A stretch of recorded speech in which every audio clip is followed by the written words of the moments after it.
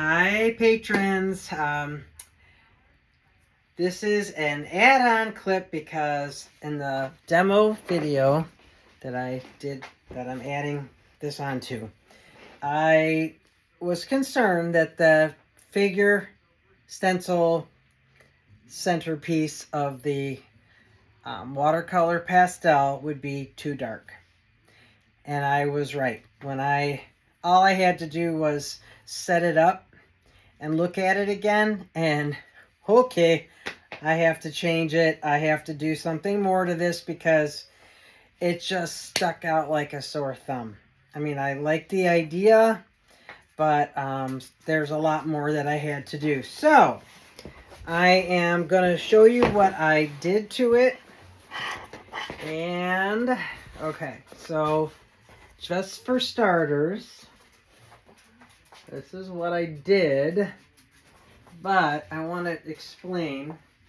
So what I did was I had to first of all go in with some white gouache, okay? I went in with some white gouache and a paintbrush and went over that pastel with the white gouache to try and lighten up the purple because it was just way too dark. So when I did that, I set it back again and I still did not like it.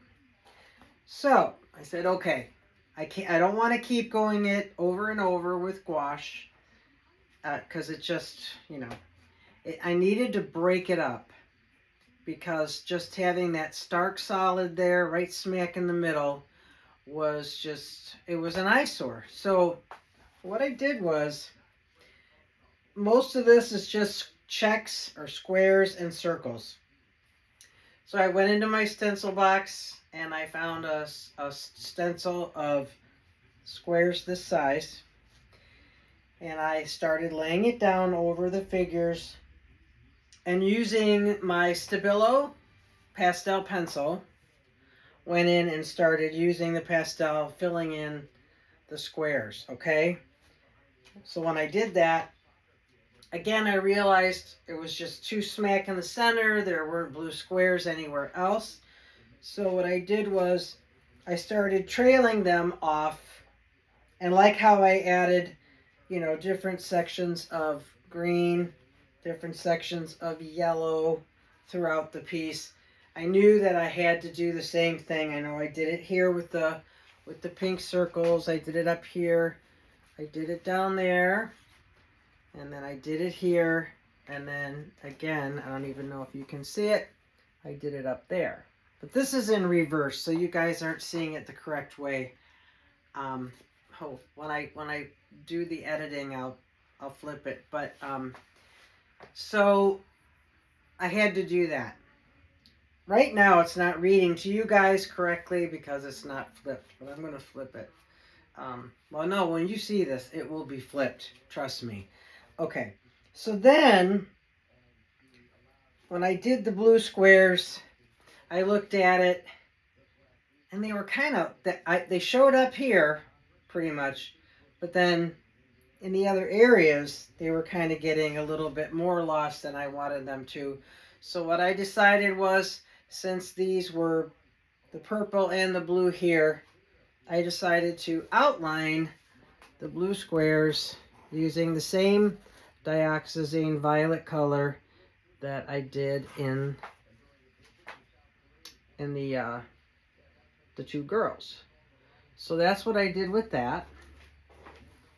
So then when I did that, I stepped back, I took another photo, because I always take pictures of what I'm doing so that I can see it from a different angle, see it differently. And I still needed to do one more thing. I needed, when I did that, it was better, but the two figures were getting a little bit too lost. So I decided that I needed to bring more yellow into the background around the girls to bring out the purple and the blue, because yellow and blue are complementary. Wait a minute. No, yellow and purple are complementary, blue and orange are complementary. So I knew by adding yellow it would help push out those two figures, and that's what I wanted to do. So by adding the yellow, I made them stand out just a little bit more. Not a lot, just a little bit. I didn't want them to go pow like they did before when it was too dark, but I wanted to bring them out just a little bit more. So that's what I did. I stopped after that. I'm calling it done now. I'm much happier with it. It is busy, but I think it's a lot of fun. So just wanted you to know that's what I did, and this is the finished product. So thanks for joining me in the demo today, and I will talk to you beautiful patrons later. Okay? Have a great night.